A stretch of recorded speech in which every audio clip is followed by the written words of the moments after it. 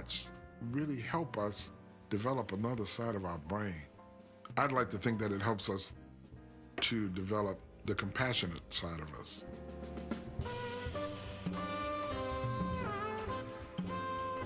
You know, New Orleans is one of those cities where either you're a musician or you have been heavily affected by the music. When I began with Roger Dickinson, you know, when I was a kid, that was an amazing time in my life. He taught me in such a way where everything that I had written or would write, I had to explain. Melody, counterlines, bass lines, I had to explain where they came from. There had to be some relevance to the original musical idea, which really started to make me understand about, you know, being concise. And that's what teachers do. That's what the good ones do. When it came time to go to college, I looked at a lot of schools. And what it really boiled down to was who were the trumpet teachers. I stayed with Paul Jeffries before school started. And he was playing in Lionel Hampton's band at the time. And he took me on one of the gigs and told me to bring my horn. And the band is setting up and, you know, some of the trumpet players asked me to pull out my horn and play. And then Lionel Hampton walked up behind me and goes, "Hey man, let me hear you play a blues with the piano player." So I played the blues with him, and the next thing you know, I was in the band. It was an education being around those guys, you know, because they would all play on a high level, you know, everybody in that group. And I was the youngest guy in the group. And, you know, and it was interesting because they treated me with respect, but they treated me like a pro, like they had expectations. And I think that band really helped prepare me to be in Art Blakey's band. The NEA, the National Endowment for the Arts, has wisely put trumpeter Terence Blanchard on its 2024 list of jazz masters. And in this hour, we're going to celebrate that high honor, tee up the New Orleans Jazz and Heritage Festival, and talk about his Grammy Award-winning opera, Fire Shut Up in My Bones, now that I am pleased to welcome back to this program jazz master Terence Blanchard. Terence, my friend and brother, how are you today, man? I'm all right, man. How you doing, man? It's been a while. It has been a while. It's a blessing to hear your voice. I'm doing well. If I complained, I'd be an ingrate even today. So I'm just grateful to be in dialogue with you. It's again just a beautiful thing to hear your voice, and I already know where I'm going for the rest of the hour because that clip that we played of you talking about being an NEA jazz master really sort of gives me a foundation that I can build on. And I think I want to start by interrogating you on this notion that you believe the arts can, music in particular, can help us to develop the compassionate side of our brains, the compassionate side of our being. If that's the case, we need more arts and more music like right now because the world is a Yeah. scary and dangerous place. You take my point. So tell me more about your belief that it can help us to develop the compassionate side of who we are. You know, I've seen it happen, Tavis. I mean, one of the things we have to remember is that we're still vibratory beings, man. And one of the things about music, you can't escape how some things make you feel. Some music can like lift you up, some music can make you feel sad, some music can make you reflect, you know. And I think it's all because of how those chords and melodies and rhythms vibrated within our souls. Mm. I've seen it, you know, when I did my album Breathless, and we were playing live in Cleveland, and the whole album was about gun violence in the country. And a guy came to my show, man, and he said, "You know what? I was expecting to hear you play the music from A Tale of God's Will, which was the music from Spike Lee's documentary about New Orleans when the Hmm. levees break." Hmm. He said, "But you started playing this other music, and the music sounded angry." He said, "But then you spoke and you told us what the music was about." And he said, "I have to tell you, after hearing that and thinking the guy who created the music for When the Levees Broke is this angry about this topic, it's making me rethink my position on gun control." And that was a powerful moment for me because then it was more confirmation of the power of music and the power of art. I've always regarded you, I've told you this before many times, I say it again to this audience. I've always regarded Terence Blanchard as the ultimate, the quintessential citizen artist. He is an artist, but he's a citizen artist, not Mhm. afraid to engage. But who does an album about gun violence, Terence? Well, I mean, you got to remember at the time that this was happening, man, you know, I had originally put together the E Collective to inspire young kids who wanted to play electronic music to play it on a high level.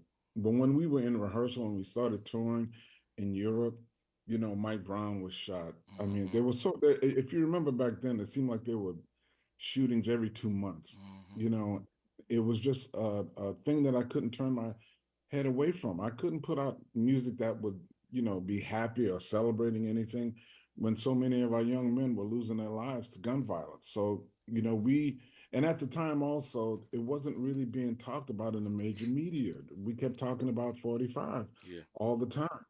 And I kept saying, we need to do something that in our little small corner of the world where we can continue to debate about what's going on in our country. Yeah. And the entire band decided, to make that shift. And that's why we called the album Breathless. We wanted to continue to debate and have discussion. And as a matter of fact, when we did the second album, we couldn't leave it alone. So we actually went to 3 cities, Cleveland, Dallas, and Minneapolis, where there was incidents of gun violence, and tried to have civic engagement in the city with the community, and then also do a live concert and record the music live. And that was the second album of the E Collective, and it's simply called Live. Yeah, and I was honored to have Terrence on the program when that Breathless project dropped. And I remember when it Mhm. came across my desk, and I could hear that voice. I can't breathe. I can't Yeah. breathe. I can't breathe. And then here Hmm. comes Terrence Blanchard with this amazing project called Breathless. Let me just say once again, I've said it many times before, Terrence Blanchard is my kind. He's my kind of citizen artist. And he's always welcome to be on this program. It's always an empowering hour. And we're just getting started with Terrence Blanchard, who you're listening to right now, and I'm glad about it, on Tavis Smiley. From Leimert Park with love, this is Tavis Smiley. Hey y'all, Mona Swain here from Target's new YouTube series, My Cart is Full, where we feature Black founders and creators highlighting their connection to our community. As an actor and content creator, I love using my voice to inspire young Black women who look like me. When it comes to feeding my shine, seeing myself reflected in Black-owned and founded products at Target brings me joy. Together, we are Black Beyond Measure. Learn more at target.com/Black Beyond Measure. Cookie wants to be a professional wrestler. I'm Cookie Serratos and I'm 11 years old. She also wants to win all the medals. That's why Cookie and her family make every day count, squeezing out her best with Go-Go Squeeze. Okay, Cookie, let's break for a Go-Go Squeeze. Go-Go Squeeze fruit-on-the-go pouches are a nutritious snack made from 100% fruit with no sugar added. Call Cookie! Because when you nurture your kids, you squeeze out the best in them. Squeeze out the best with Go-Go Squeeze. Not a low-calorie food. Products range from 11 to 13 grams of sugar and 60 to 70 calories per serving. For the ones who work hard to ensure their crew can always go the extra mile, and the ones who get in early so everyone can go home on time, there's Grainger, offering professional-grade supplies backed by product experts so you can quickly and easily find what you need. Plus, you can count on access to a committed team ready to go the extra mile for you. Call, click Grainger.com, or just stop by. Grainger, for the ones who get it done. Sometimes I struggle to get to sleep. My body stopped for the day, but my mind is still running. So I take ZzzQuil. ZzzQuil, the world's #1 sleep aid brand, has a range of non-habit-forming products to fit you and your family's needs. Invest in a great night's sleep for the best you tomorrow. I'm awake and ready to take on anything. Better days start with ZzzQuil nights. Explore our products at ZzzQuil.com. Use as directed. Keep out of reach of children. Hello, this is Dr. Rosa Milligan calling authors and business owners to register now for Black Writers on Tour plus Business and Tech Expo Saturday, April 27th, 10 to 3 p.m. at the Carson Community Center. Authors, aspiring writers, learn how to write, publish, and sell your book. Business owners, let people know where you're at. Call 323-750-3592. It's a free event. You heard right, free. And there's something for everybody. Go to blackwritersontour.com and register today. 323-750-3592. Literacy and technology is everybody's business. Black Writers on Tour, Saturday, April 27th, 10 to 3 p.m. Admission and parking is free. See you there, 323-750-3592. BlackWritersOnTour.com. Don't you miss it.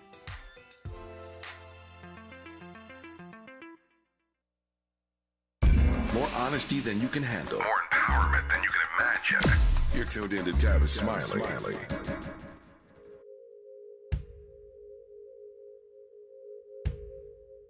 Worry on my mind, pain in my heart, ink in my pen.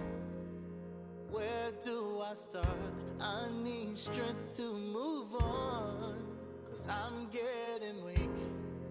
So many issues with no words to speak. I'm going crazy, trying to pick myself off the ground, and I'm getting lazy. Speaking of the Breathless Project, tell me about this track, Terence Blanchard. You know, the interesting thing about that track to me, man, it was actually written by my son. And he was going through a lot. He's a prolific songwriter. He's a great wordsmith. And he had lost one of his friends who had just come back from serving in the military to gun violence in New Orleans. Not only did he lose his friend was shot at a gas station, you know, being robbed in New Orleans. And not only did that happen, but when he was in college, he was walking to school and a guy came home early to his house, and some dude ran out the back, and the wife claimed that somebody was breaking in and said, "What did he look like?" Black guy with dreads. And he saw my son walking to school. Good thing is he didn't confront my son, but he did call the police, and 7 cars showed up to the building at the school, cleared the building. Perked walked my son out of the building. And if it wasn't for one of the cops, who was a friend of mine, who literally grew up in the house right behind mine, our backyards shared a fence, my son would have went to jail. When Hal Amos saw my son, he said, "I know this kid." He said, "This kid didn't break in nobody's house." They went back and re-interviewed the woman, and her story started to break down, and come to find out she was having an affair. So all of those things had a profound effect on my son, and you can hear that in what it is that he's written in his song. There's so many parts of that story that are arresting. I think the part I'm still processing through is the very beginning of the story, and wrestling with the fact that your son's friend survived a war, Yes, but came home and died on the streets. And died on the street, and that was the thing. I remember him talking to me about it, Tavis. And what do you tell your kid? I mean, he told me, he said, "Dad, I really don't want to go outside. I really don't want to go out and hang out any place." You know what I mean? Because this guy was close to him, and it made the news. It was a big story in New Orleans, you know, but it was still a shame that a guy served his country and came back here and lost his life for something silly. Yeah, no. Oh, that's yeah. I got to push my way through that story, because I could stay there for 30 minutes just unpacking that thing. You said earlier, and obviously you are correct about this, that we are vibratory beings. What as an artist, what does that mean for you? This may be a strange question, but what does it mean for you that when you're writing music, when you're writing scores for beings who you already know are in fact vibratory? Well, it's all about learning how to manipulate those how shall I say it? The science part of it. You know what I mean? You know, like major chords obviously, you know, depict a certain kind of feeling and emotion, minor chords, so forth and so on. And then it's all about how to maneuver around those things and then actually reinterpret those things to kind of create emotion. You know, when I've written my opera, you know, it's one of the things that I was very, very cognizant of, you know, in terms of trying to tell Charles Blow's story, is that, you know, I tried to use harmony and melody in such a way that could be really impactful in telling a story. And we've been really blessed to have like great performers, great vocalists, amazing vocalists. And it's had an impact on the community in such a way that it's making me proud, because first of all, the singers have taken ownership of it, Tab. It is almost like it don't belong to me anymore. You know what I mean? Yeah. Yeah. But the thing that's cool about it is that people of color have been showing up in large numbers. A lot of people have said they've never been to the Met before. It's the first time they've gone to an opera. And the beautiful thing about it also is that they've been buying tickets to other productions. Mm-hmm. So, and it's more evidence of what I've been saying in the art world. There's a demographic of people that we've been ignoring, and the success of these operas is proof of that. Even with X, that was done by Anthony Davis at the Met, was also extremely successful. So it's screaming out that we are much more than what people have tried to make us be. We are very diverse people with very diverse interests and attractions to the art. As you were talking, particularly when you said X, in my mind just went faster in this direction. I had the honor any number of times in his career of sitting for interviews with Ozzie Davis, the great Ozzie Davis. And Pearly Victorious has been on Broadway, has done amazing work, and Kenny Leon directed it, and the whole cast, Nate and the whole crew, man, it's just an amazing production of Ozzie Davis's work. But I had the opportunity to ask Ozzie Davis in his very last interview. It was so powerful, in fact, that his widow asked me to speak at Ozzie Davis's funeral. And we played some sound from his last interview, which happened to be with me on my PBS show then. And I had the chance to ask him, how does one approach writing a eulogy for Malcolm X? I just want to know, man. I'm glad you asked. Yeah, speaking of Spike, your boy, and all the collabs you guys have done, how does one approach preparing to deliver a eulogy for Malcolm X? I wanted to know that answer. He gave it to me, laid it out for me, and so it leads me to ask you: when you have a story which is so fascinating, like the story of one Charles Blow. And yes, we're talking about that Charles Blow, writer for the New York Times. He wrote a book called Fire Shut Up in My Bones. And then somehow he'll tell the story. Terence Blanchard was tasked to take that story and turn it into an opera. That opera is now Grammy Award winning. But I asked you the question I asked Ozzie Davis. How does one approach writing an opera about this kind of story? Well, the interesting thing about it, man, there was so many facets to the story that resonated in my life.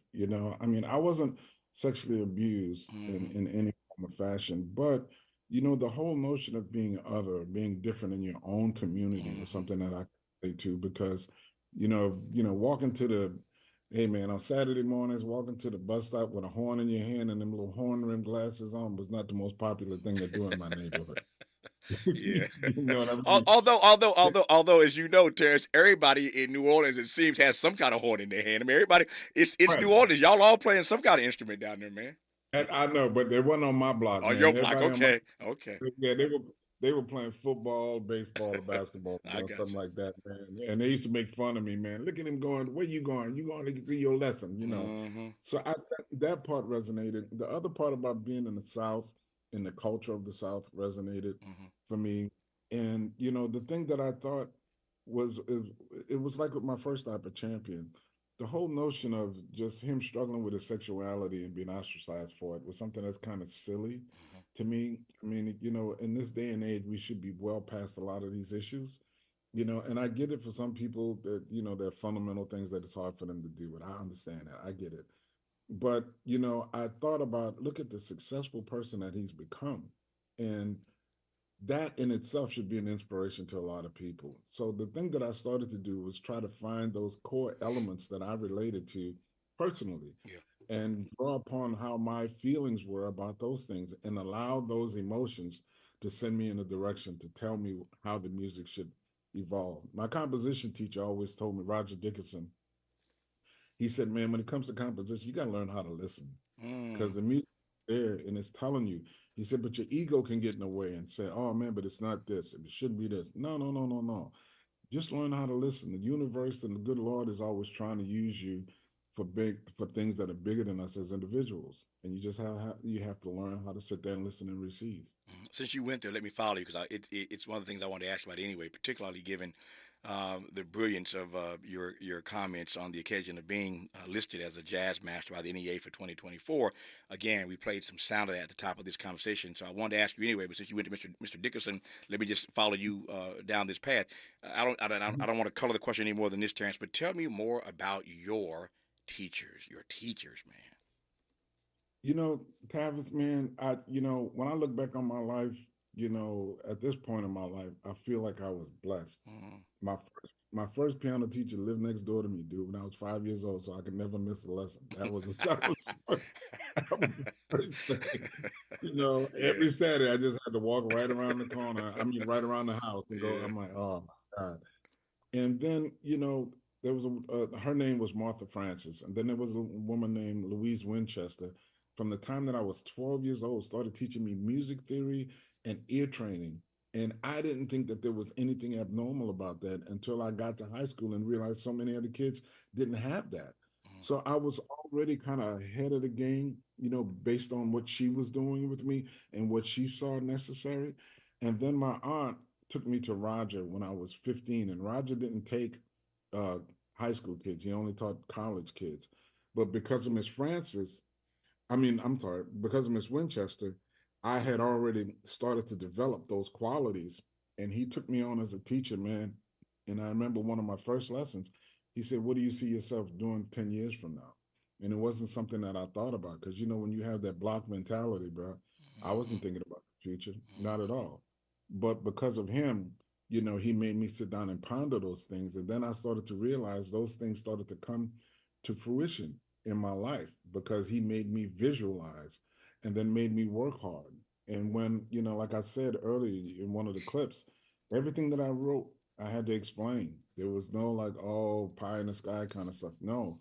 And then when I went to New York, he had me study with his friend, who was another great African American composer named Hale Smith.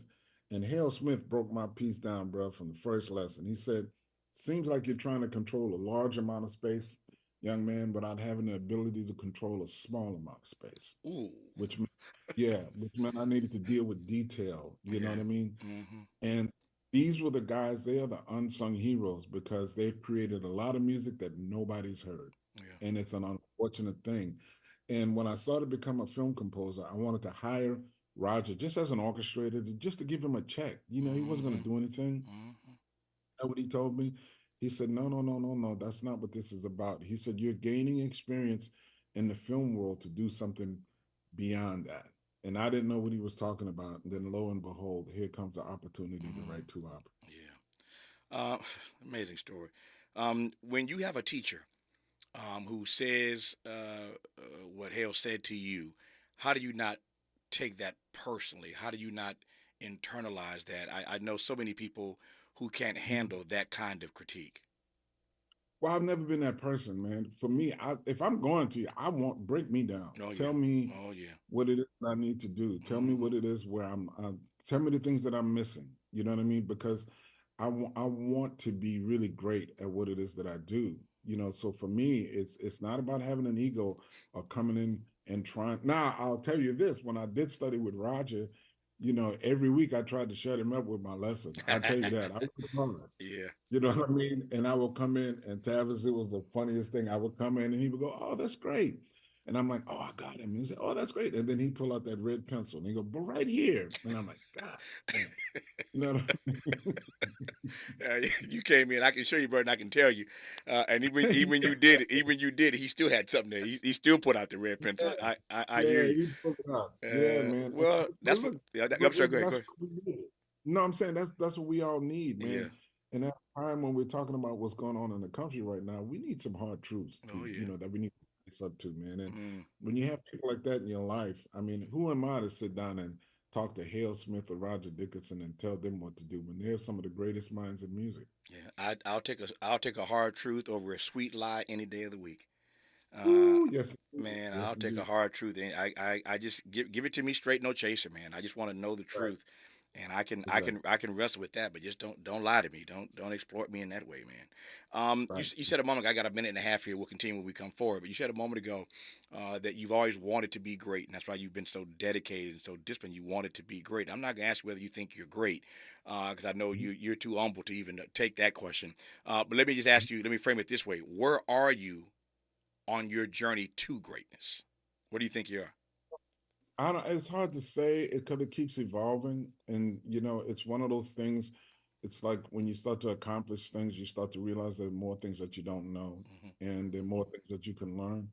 So for me, it's a never-ending journey, and I feel blessed to be on it. Like I've been playing with Herbie Hancock for the last couple of years, man, in his band, and like playing with him every night has been like a music lesson, and it's got me back in the practice room, practicing my horn in a way that I haven't practiced in a long time, and it's an inspiring thing. So for me, it's always trying to look to better yourself. And I'm gonna tell you what my trumpet teacher used to tell me. Hold that thought. When we come forward, I want to hear what your trumpet teacher used to tell you. I'm up against the clock. I want to hear what your trumpet teacher told you when we come forward. Our guest is Terence Blanchard, and his humility notwithstanding, he's just a great guy. I will tell you he is great and has been for quite some time. But don't take my word for it. The NEA has listed him this year, 2024, as a jazz master. More with Terence Blanchard when we come forward on Tavis, Smiley. Unapologetically progressive. Unapologetically black. You're tapped into Tavis Smiley. Paid for by government.com. Did you know? The United States Mint has issued a new Morgan silver dollar coin in proof condition for the first time. Not only that, they are also minted in 99.9% pure silver for the first time ever in history. Coin experts are calling this an amazing opportunity for anyone that knows the enduring popularity of Morgans. But you must hurry. Only 400,000 of these legal tender silver dollars were issued. These first ever Morgan silver dollars are brand new with stunning mirror-like finish, minted by the iconic San Francisco Mint. Call now and you're guaranteed a new first ever 99.9% pure silver proof Morgan dollar. To learn more, call 1-800-973-9717. If you order now, you will receive a free coin collector bonus pack, a $25 value, free with every order. Call 1-800-973-9717 now to secure your new Morgan silver dollars before they are gone. That's 1-800-973-9717. I'm Mike Moore. Here's the latest from the Black Information Network. The judge in Donald Trump's criminal trial in New York says prosecutors will not have to give advance notice of the witness list to Trump's legal team. In John Juan Merchan's ruling, he says the former president can't be trusted not to post about them. Trump has complained about his gag order, noting prosecution witnesses are allowed to talk about the case, but he can't. Senator Raphael Warnock says his meeting with Pope Francis over the weekend was impactful. The African-American Georgia Democrat who serves as head pastor of Ebenezer Baptist Church in Atlanta met with the pontiff at the Vatican, where they discussed how faith informs perspective when engaging in politics. Warnock also said the two discussed the Israel-Hamas war and its impact on the people of Gaza. And that's the latest. I'm Mike Moore from your 24/7 news source, the Black Information Network and BINnews.com. Robert Half research indicates 9 out of 10 hiring managers are having difficulty hiring. Robert Half is here to help. Their recruiting professionals use proprietary AI to connect businesses with highly skilled talent. At Robert Half, they know talent. Visit roberthalf.com today. This is the KBLA Sports Minute with Ray Richardson. The Clippers got the job done without Kawhi Leonard. A sore right knee kept Leonard out of the Clippers' win over Dallas in Game 1 of their first-round playoff series. 5 players scored in double figures. James Harden had 28 points and 8 assists. Despite Leonard's absence, Clippers coach Ty Lue used only 8 players the entire game. Game 2 is Tuesday night at 7 on TNT. The Lakers are trying to let folks know that the Denver Nuggets are not inside their heads. 9 straight losses to the Nuggets have a lot of people wondering if the Lakers can beat the Nuggets. It won't happen if D'Angelo Russell and the rest of the team doesn't shoot better. The Lakers made only 8 of 29 three-pointers in Game 1. Russell was 6 for 20, including 1 of 9 from three-point range. The Lakers need to find their shooting touch in a hurry. Game 2 is tonight in Denver, 7 p.m. tip-off on TNT. No debates, no speculation, just the info you need. That's your KBLA Sports Minute. I'm Ray Richardson on KBLA Talk 1580. Helping to broaden your political and moral imagination with our 2024 Climate Justice Campaign. We're KBLA Talk 1580. Getting connected has never been easier. Get free Wi-Fi at all LA County library locations, inside the library and outside in the parking lots. Visit your local library and get connected today. Some days I cover up because of my moderate to severe plaque psoriasis. Now I'm hitting the road with clearer skin thanks to Skyrizi, Rizumkizumab Riza, a prescription-only 150 milligram injection for adults who are candidates for systemic or phototherapy. With Skyrizi, 3 out of 4 people achieved 90% clearer skin at 4 months. And Skyrizi is just 4 doses a year after 2 starter doses. Don't use if allergic to Skyrizi. Serious allergic reactions and an increased risk of infections or a lower ability to fight them may occur. Before treatment, your doctor should check for infection and tuberculosis. Tell your doctor if you have an infection or symptoms such as fever, sweats, chills, muscle aches, or cough, or if you plan to or recently received a vaccine. Thanks to Skyrizi, there's nothing on my skin, and that means everything. Ask your doctor today about Skyrizi, the #1 dermatologist prescribed biologic in psoriasis, and visit skyrizi.com or call 1-866-SKYRIZI to learn more. I'm Henry Winkler. My eyes are very important to me. My eyes connect me with everything I love. I loved my late father-in-law dearly. He always lit up a room, but his vision dimmed with age. He had age-related macular degeneration, or AMD. And since partnering with Apellis, I've learned there's an advanced form of dry AMD called geographic atrophy, or GA. His struggle with vision loss made me want to help others know about GA's warning signs. For some, colors appear dull or washed out. For others, hazy or blurred vision make it hard to see details, like fine print on price tags. Many have trouble seeing in the dark, making driving at night difficult. GA gets worse over time and cannot be reversed. If you think you have GA, don't wait. Treatments are available. Ask a retina specialist about FDA-approved treatments for GA and go to GAWon'tWait.com. Helping to make you the most knowledgeable person in your circle of friends. This is Tavis Smiley.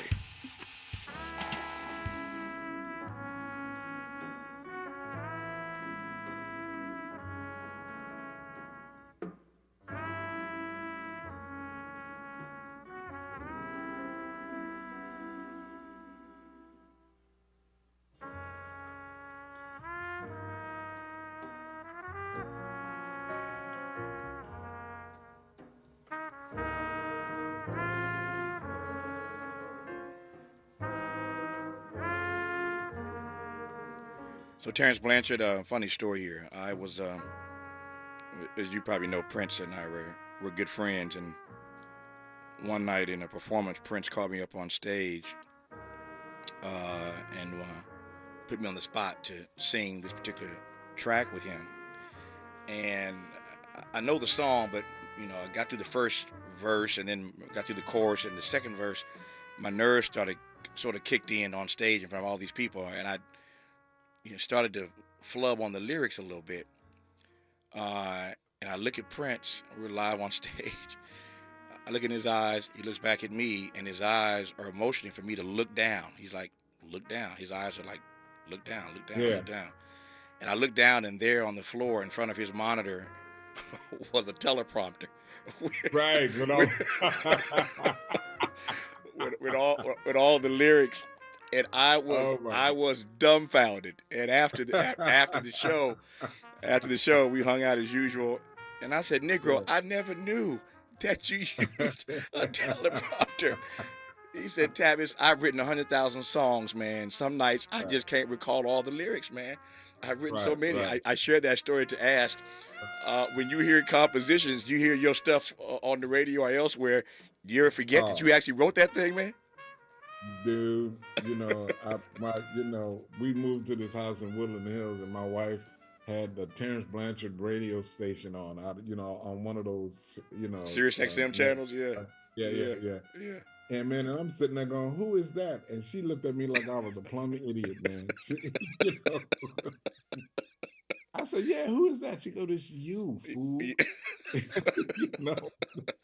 But it gets to the point because you're so busy trying to grow and expand. Mm-hmm. A lot of those things you forget. That's happened to me on so many films. Listen, when it's really funny? When I'm working on a film and you have to write a lot of music real quick, and then you're writing for like a 70-piece orchestra, right? Mm-hmm. And man, I'm writing, I'm turning it in, writing, turning it in. And then you get to the session, and I jump up on the podium and I look at this big piece of score with 70 people in front of me, and I go, I don't know what this is. You know, and I have to like look at it real quick, and I go, oh, and I have to sing it to myself, and I go, oh, okay, now I remember, because I always forget, man. It's hilarious to me when it No, happens. it is I'll just say this. It is a beautiful thing. We should all be so lucky to be so prodigious in our work product that we forget what we have produced. So I ain't mad at Terence Blanchard or Prince. Love them both. Love them both. All right. So you were about to tell us moments ago what your trumpet teacher used to tell you. Pick it up from there, Terence Blanchard.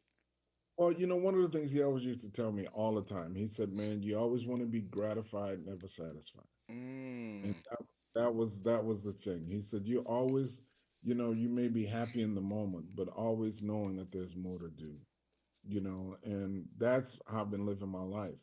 Because for me, I don't want to like get stuck. Miles Davis was one of my heroes, Herbie. I'll give you an example.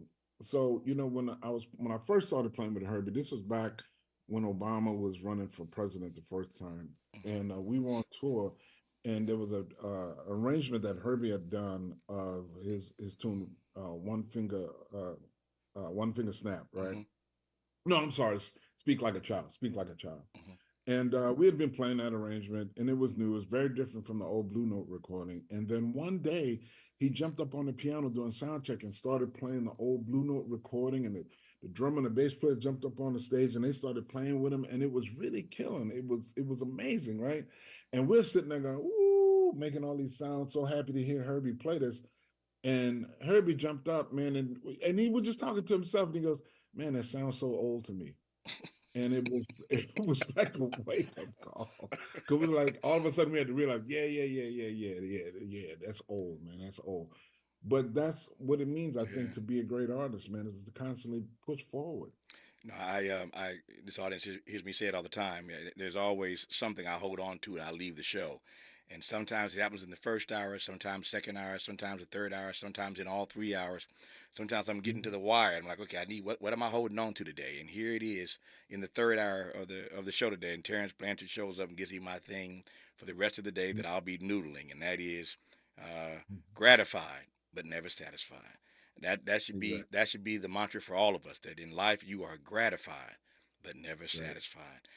I'm holding on to that one, brother. As a matter of fact, I'll start using it, and I'll give you attribution the first time I use it, and after that, it's going to be mine, Terrence Blanchard. It's going to be mine. I'm always. Don't worry about it. Don't worry about it. Our Blakey always used to say to us, man, once you present an idea to the world, it belongs to the world. There you go. Gratified but never satisfied. That's mine now. That's mine now. You mentioned film and all your film scores earlier. I was online a couple of days ago, looking at something, and up pops this story of a bunch of photos. I love the paparazzi. They were in New York and they caught Spike and Denzel and Jeffrey Wright filming this new film. Okay. Yeah. That Spike is doing, and I hadn't even thought about it. But when I read the story, if the story is correct, this is Spike's 25th feature film.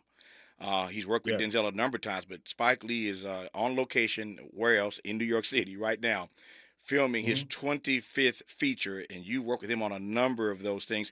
I don't know if you're on this one with him, but just as you look back on Spike's career now and doing his, again, on location right now with film number 25, you think what about your collabs all these years? Man, it's been a blessing. I mean, that's it's one of the things, I remember when I saw She's Gotta Have It, I was in a theater going to see another film. No. I went to see She's Gotta Have It in Chicago. And they did like a little pre-roll thing about him and who he was, because I had no idea who he was. And when I saw it, I kept saying to myself, man, you know what? I'd really like to work with somebody like that is so dedicated to their craft outside of what it is that I do to help me grow as an artist. And then lo and behold, I'm in a room with him and we're working on all of these films. And it's been a journey because, Spike, the way I score his films are totally different from most people. Spike doesn't like underscoring. He always used to tell me, he said, look, man, I don't need the music to hit a door when the door slams or when, he said, no. He said, I like thematic material. I like themes running throughout all of the scenes. And I remember, I forgot which film, I think it was Summer of Sam we were working on, and there was a lot of information in this one scene. And I said, Spike, you sure you want me to write the theme there, man? Because there's a lot of stuff that's important to the development of the characters. And he goes, hey, man, it's been scientifically proven that the brain can concentrate on more than one thing at one time. And that I never asked him that question ever again. But what it did was it really helped me understand how part of what I was struggling with was needing to learn more about orchestration and how to use certain instruments that didn't get in the way of the voice, and that changed the whole game for me. And then by the time we got to do, oh man, what's that? Too many projects. See what I mean? See what I mean? He's done so many projects. Okay, give me the storyline, and I'll tell you the film. You give me the storyline, I'll tell you the film. But it was when we did Black Klansman. Okay, and then, Black Klansman. The Five Bloods. Yeah. I felt like everything we had been working up to, man, just like got us to that point. Yeah. And it's been a great experience working with him, man, because he's helped me to grow. In my own craft, in my dealing with my own music and how I perceive things. As I said earlier, Terence Blanchard is such an humble guy, but I can assure you, if Spike were here, and I know this because Spike has told me this in our conversations, that he has helped Terence Blanchard, and Terence Blanchard has helped Spike Lee. You don't put out a film without a soundtrack, without a composition, and so these two brothers have worked so beautifully and so majestically together over the years. I celebrate both of them. Spike on film number 25 now, and Terence, having worked so many times with Spike, he forgot what the project was, but it came back to him. But again, you're that prodigious, you forget stuff sometimes. But I'm gonna put Terence on the spot when we come forward, and I do want to ask him if I made him. I ain't gonna say put a gun to his head. We just talking about gun violence. I ain't gonna be violent toward my brother, but I do want to ask him, put him on the spot, and ask him, of all the collabs with Spike musically, Terence Blanchard, what is your favorite Spike Lee collab? That part when we come forward with Terence Blanchard on Tavis Smiley. This is getting good. Yeah, man. Tavis Smiley continues when we come forward. What is dedication? My biggest fear in the middle of my addiction was that my kids wouldn't have a father. And I started thinking, you know what? This isn't my story. I definitely had to become a better man to be a better father. It's important to me that my kids are empowered and truly believe that if they can think it, they can do it. That's dedication. Visit fatherhood.gov to hear more. Brought to you by the U.S. Department of Health and Human Services and the Ad Council. Joey from Vermont, a farmer trying to get through the winter. Adriana from South Carolina, a single mother living paycheck to paycheck. Liam from Ohio, an injured father struggling to provide for his family. Hi, I'm Shanola Hampton, and I support the Feeding America network of food banks because they help provide over 6 billion meals to people in need each year. Learn more at feedingamerica.org.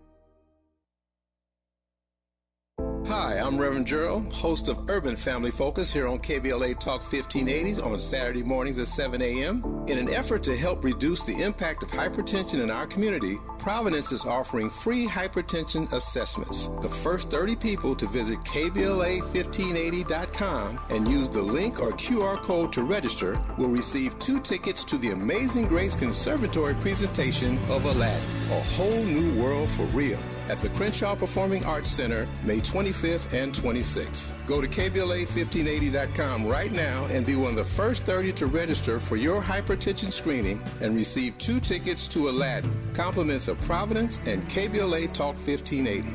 At KBLA Talk 1580, we've got your black. KBLA Talk 1580. We've got a lot to talk about.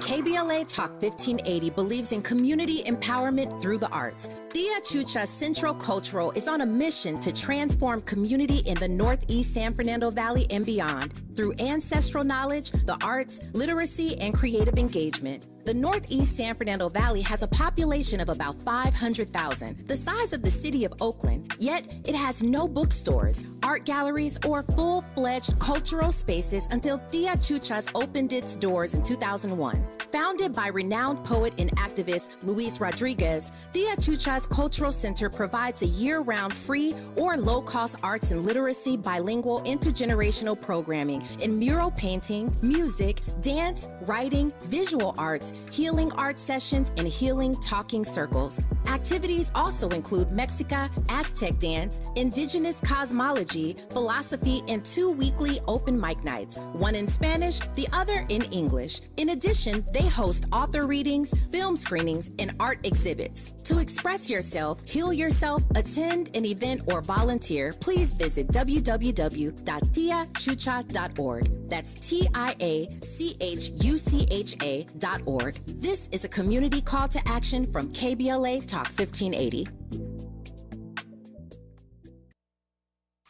Made fresh daily in the Mert Park, Los Angeles, California. You're listening to Tavis Smiley. Tavis Smiley and Jazz Master Terence Blanchard, as denoted by the NEA. He is on the 2024 list of Jazz Masters, and they could not have been wiser in their decision-making. Before I talk to Terence about the New Orleans Jazz and Heritage Festival, all right, I'll put you on the spot, Terence. If I had to make you choose, of all the collabs that you and Spike Lee have done, you would choose what? You'd say what? You know what? That is a tough one, man. You know, but I would probably have to go with the last one we did, the Five Bloods. Mm-hmm. You know, and the only reason for that is because we've been constantly growing as artists, and you know, it was one of my favorite Spike Lee films to work on. I thought Delroy Lindo was masterful in his performance. You know, it was one of Chadwick Boseman's last performances, and I thought he was amazing. And the entire cast, man, the entire cast was just amazing. And it was one of those things I remember when Spike sent me the film, you know, which often happened when I worked on his stuff. I had like a, oh my God moment. What do I do? You know, because it seemed like everything else was done on such a high level. It can be intimidating at times, you know, but I had a lot of fun working on it, and there was a lot of gratitude, you know, in the finished product, because working with great actors like that and Spike was a blessing. No. Well, I'll tell you this: you acquitted yourself nicely, intimidation notwithstanding.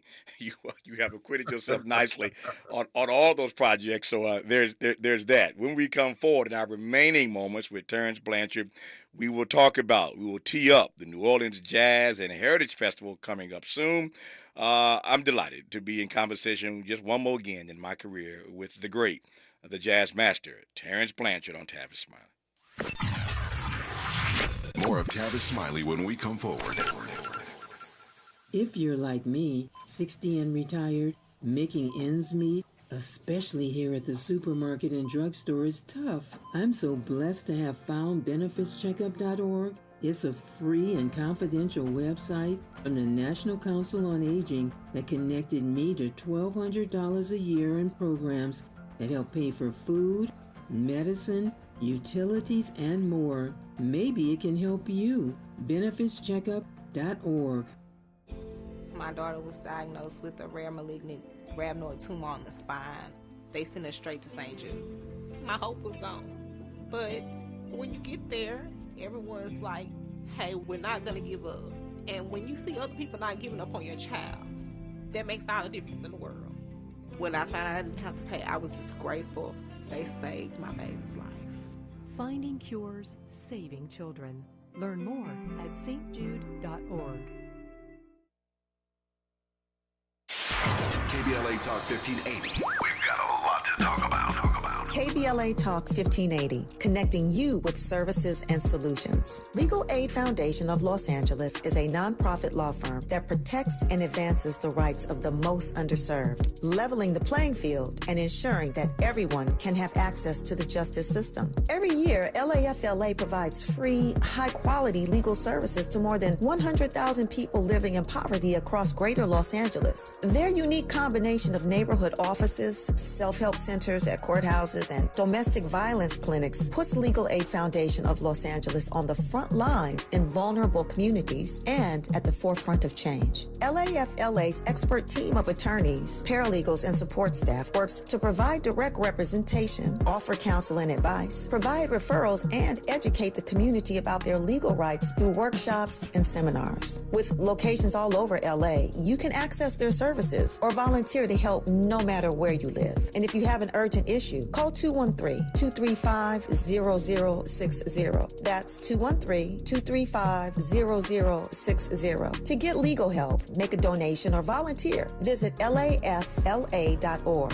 lafla.org. This is a community call to action from KBLA Talk 1580. Tips to help improve your credit score in 2024. Establishing credit is an important key to achieving financial health, but building a credit history from scratch can feel challenging since you need credit to build credit. First, what does it mean to build credit?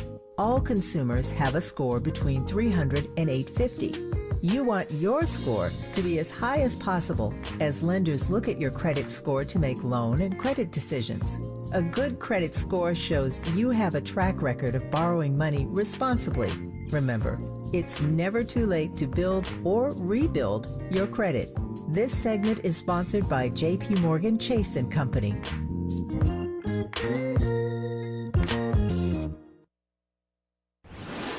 Let's get back to more of this rich dialogue with Tavis Smiley. Fewer than 5 minutes left here in this conversation with Terence Blanchard, about 4 to be exact. I could talk to Terence Blanchard for hours. Always enjoy our dialogues, and I'm just grateful for the hour that he has given us once again. So let's talk finally here, Terence Blanchard, about the New Orleans Jazz and Heritage Festival. One of my favorites, man. Yeah, I love it. I mean, the thing about it, it feels, I mean, obviously it's my home, but the festival itself, whenever I'm there, feels like home. I remember the first one after the hurricane, driving up to the fairgrounds, man. I was so nervous about what was going to go down because, the city had been just totally decimated, and was wondering if people were going to come back. And man, a tear fell out my eye because I looked around and the place was packed with people who loved the music and loved the city so much that they came out and supported. And that always happens at Jazz Fest. I mean, Jazz Fest is kind of like, they need to call it like a homecoming, man, because, you see people from around the world all the time at Jazz Fest, always having a great time. And the thing about it, we call it Jazz Fest, but they actually changed the name to Jazz and Heritage Festival because there's so many other different types of musics that are there. There's every type of Louisiana delicacy in terms of, great food that you can imagine to experience, all different types of food, music. There's always stuff for young people, little kids. They have a tent for little kids to experience stuff. It's just a great time. Yeah, it is an amazing time. The dates this year are April 25 through May the 5th. April 25 through May the 5th are the dates of the New Orleans Jazz Festival this year. And if you've never been, it's an amazing festival. As I say, it's one of my favorites. You should check it out. I'm just curious. New Orleans is obviously home for you. Do you have a ritual? In other words, when you touch down in New Orleans, like what's one of the first things you do consistently? Where you go? Where are you going when you touch down? Well, first thing I do is I go home and just relax for a little bit. If I haven't been there for a while, man, I have some friends that we always hang out at a certain friend's house, man, and we always just kick back. And it's the thing that I love about it, man, it's like very successful people. Some of them are judges, some of them are lawyers, some of them are business people, man, and we don't talk about none of that when we hang out. We just sit back, talk about sports. One of the funny things about those dudes, they always talk about horticultural stuff. And it cracks me up because I'm sitting there going, we'll be just chilling. All of a sudden somebody will say, hey, man, your magnolias look really beautiful today. And I'm like, dude, come on, man. Can we have a little better conversation than that, Oh, yeah, but see what I do, man, is I take this. You got to put this in the soil, man. And some bloom. It's crazy. Yeah. I know that's probably, hey, man, look, I know that's probably disappointing. It's No, not that's what- Nola, man. I love it. I love it. I love it. I want to mention, speaking of Nola, and I think he's on, let me just pull it right quick. I think he's on the program. See if I can find him real quick. I'm running out of time here. What's today? Today is Monday. I'm trying to see if I can see it. Yeah, it's Wednesday. So we are honored in New Orleans to be heard in New Orleans. So you're being heard of course we're syndicated, but you're being heard in New Orleans right now on our friend Wendell Pierce's station, WBOK. WBOK 12:30 a.m. So Wendell Pierce, the great actor, owner of that station. So we are honored to be on his station in New Orleans, and he's my guest on this show. I think on Wednesday in my final hour. Wendell Pierce, brilliant thespian. Tell him I said what's up. I will indeed. Wendell's our guest on a final hour on Wednesday.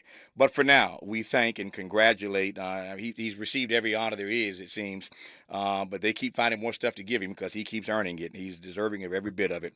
And so the NEA, the National Endowment for the Arts, has denoted and honored Terence Blanchard this year as a 2024 Jazz Master, and we couldn't be happier about it. All the best to you, Terence. I love you. Ain't nothing you can do about that. Hope to see you soon, my friend.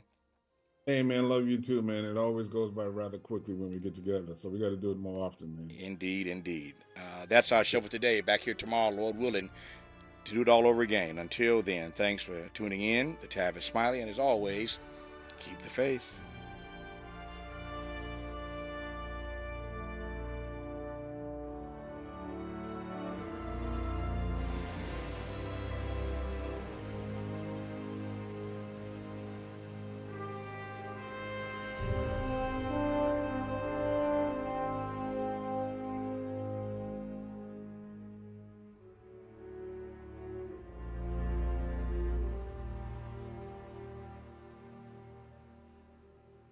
KBLA 1580 Santa Monica. I'm Mike Moore. Here's the latest from the Black Information Network. The judge in Donald Trump's criminal trial in New York says prosecutors will not have to give advance notice of the witness list to Trump's legal team. In John Juan Merchan's ruling, he says the former president can't be trusted not to post about them. Trump has complained about his gag order, noting prosecution witnesses are allowed to talk about the case, but he can't.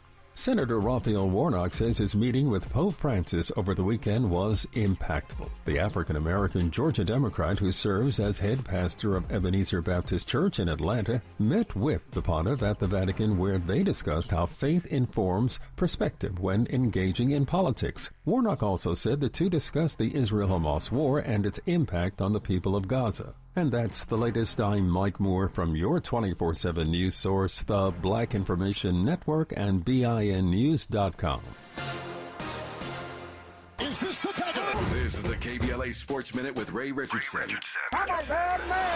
The Clippers got the job done without Kawhi Leonard. A sore right knee kept Leonard out of the Clippers' win over Dallas in Game 1 of their first-round playoff series. 5 players scored in double figures.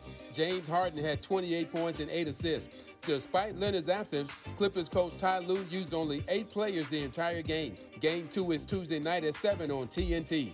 The Lakers are trying to let folks know that the Denver Nuggets are not inside their heads. 9 straight losses to the Nuggets have a lot of people wondering if the Lakers can beat the Nuggets. It won't happen if D'Angelo Russell and the rest of the team doesn't shoot better. The Lakers made only 8 of 29 three-pointers in Game 1. Russell was 6 for 20, including 1 of 9 from three-point range. The Lakers need to find their shooting touch in a hurry. Game 2 is tonight in Denver, 7 p.m. tip-off on TNT. No debate.